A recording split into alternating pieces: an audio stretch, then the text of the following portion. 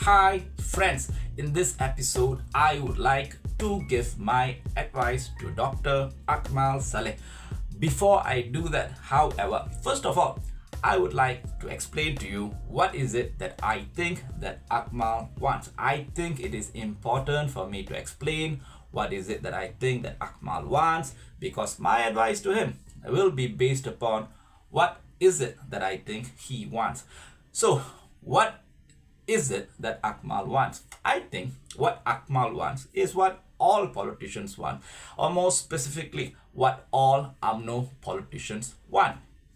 Akmal wants to make Malaysia great because the Malays are leading it, and he wants the Malays to lead the country because UMNO is in power.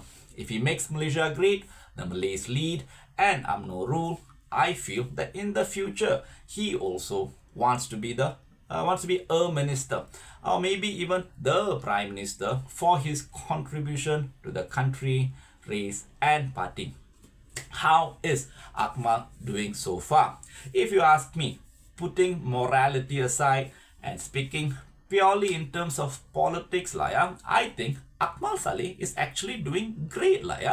Before he became prominent, UMNO was actually doing quite badly. Since they fell in 2018, it has been one bad news after another for UMNO. First, Najib was incarcerated, then they suffered a thrashing in the 2022 election, and presently they have lost a lot of ground to Bersatu and PAS. Since Akmal burst onto the scene last year through the KK Mart socks fiasco, he has done more than his part to turn things around for UMNO. UMNO is still lagging behind PAS in terms of being the main party for the Malays, but Akmal has to an extent stopped the fall. Stop the fall of UMNO in the esteem of the Malay electorate by showing that UMNO still has the vigor, the spirit, the vitality, and the fighting spirit to stand up for the Malay dignity, interest and prospect. In other words, before Akmal came into the picture, it seemed that only PAS and perhaps Bersatu could be relied upon to speak up and fight for the Malays. Akmal, however, is showing that the Malays can also count on UMNO as well. So, isn't Akmal's action against the hardware store owner in the upside down flag fiasco excessive? To put it bluntly, I don't even think that it is with the hardware store owner that Akmal has a problem with. The hardware store owner is probably just caught in the crossfire between UMNO and DAP. It's probably just collateral damage. What is UMNO's problem with DAP? Although UMNO and DAP are currently on the same side, their relationship is mired in history and power balance. Historically, the Malays have a tendency of seeing DAP as anti-Malay. That's problem number one. Problem number two is that UMNO only has 26 seats while DAP has 40 seats. And the fact that the Malays have lost confidence in UMNO while the Chinese have rallied and are uniting behind DAP also means that the power balance between DAP and UMNO is tilted in favor of DAP. I don't think the Malay base still sees DAP as anti-Malay or anti-Muslim as they did in the past. DAP under Anthony Locke's leadership has done much to rehabilitate its anti-Malay, anti-Islam image and reputation. However, as much as the Malay view of DAP has improved, the Malay base will still require UMNO to engage with DAP from a position of strength rather than a position of weakness before they will consent to a deeper alliance between DAP and UMNO. On the face of it, Akmal spearheading a campaign against a hapless hardware store owner might seem trite, perhaps even excessive or extreme. But when seen in terms of negotiating the power balance between UMNO and DAP, what Akmal has done is actually politically meaningful and purposeful, because it addresses the state of disadvantage and weaknesses that the Malay electorate perceives UMNO to be in its relationship with DAP. DAP is currently seeking to cut off ties with Akmal. Akmal has retorted that if DAP cuts off its relationship with him, it will have to cut off its relationship with UMNO as well. That UMNO leaders like Tokmat and Puat Zarkashi have spoken up for Akmal is indicating that they actually support Akmal's statement, which is that if DAP cut ties with Akmal, it will impact its relationship with UMNO as well. I don't think DAP is in a position to cut off its relationship with UMNO. While UMNO can afford DAP cutting ties with it. Why? Because without UMNO, the unity government will fall and DAP will be out of power. But UMNO, on the other hand, could still join the opposition, could still join PAS, could still join Bersatu and form a new government. Because of that, I feel that DAP will have to back down from its threat against Akmal, and this will be seen as a victory for UMNO, and this victory will be attributed to Akmal despite doing well and winning. I think it's about time that Akmal considers showing some restraint in the manner that he is renegotiating UMNO's power balance with DAP. Why do I say so?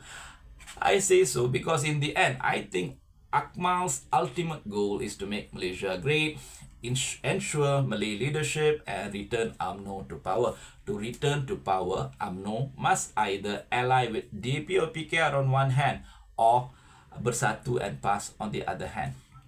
Between the two, I think it is better for UMNO to be allied with DAP and PKR because UMNO, PKR and DAP can win on their own as well as win for each other or for all of them.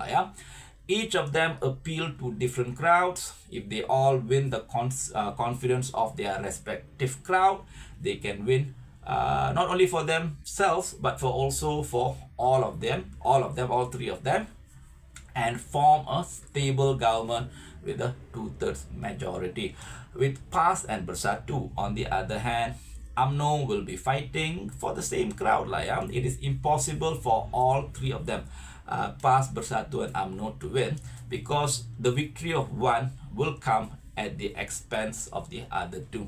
Even if by chance they were to win, it is unlikely that they could form a strong 2/3 majority government when their appeal is strictly confined to the Malays. Also, UMNO has the greatest possibility of becoming the ruling party if it allies with PKR and DAP. PKR might currently lead their alliance, but this can easily change in the future. UMNO has 26 seats, PKR has 31, although DAP has 40 seats. It is unlikely that DAP will ever be the ruling party in the alliance. If UMNO gains a few more seats and DAP loses a few more seats, and if Anwar is no longer a factor, which is a likelihood. Let's not forget Anwar is already 78 years old. So, I think that's enough said. It is possible that Anwar won't be a factor in Malaysian politics in the not too distant future. There is no reason why DAP and PKR might not support UMNO to lead the alliance in the post-Anwar era of the alliance. Because of that, while Akmal is probably correct in taking an aggressive stance against DAP to prove that to prove to UMNO's base that it is not the weaker party in its relationship with DAP. It is not in UMNO's best interest to push it so hard, to pressure DAP so hard that DAP feels so humiliated and compelled to sever ties with UMNO just as a matter of face or self-respect. That would be a lose-lose move for both UMNO and DAP. With the KK Mart socks issue, Halal Ham issue, and now the upside down flag issue, Akmal has in just little over a year has done a lot to rehabilitate UMNO's image. But the effort to rehabilitate UMNO's image has come at the expense of DAP. At the end of the day, what Akmal is doing is only worthwhile and meaningful if UMNO returns to power, the Malay leads, and Malaysia becomes better. To do so, his offensive against DAP must only strengthen UMNO's position, not weaken or humiliate DAP into either breaking the alliance or weaken DAP to the point that it cannot deliver the votes for the UMNO, PKR and DAP bloc in the next general election. For that reason, I think it is time for Akmal to fine-tune the frequency and intensity of his offensive against DAP. Not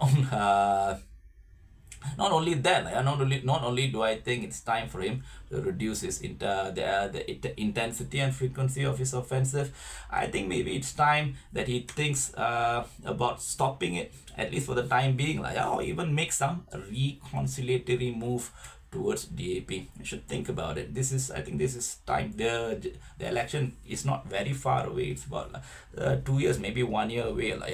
So anyway, Akmal has proven that he can fight. Now he must prove whether he can win. And with that, we have reached the end of this episode. To those of you watching who have not subscribed to this channel yet, please I hope that you will press the bell button below to subscribe. It would be, I would definitely appreciate your support and encouragement. Saying that, as always, I wish you a good day ahead. Hope to see you again in the next episode. Thank you for watching. Have a good day, guys. Bye bye.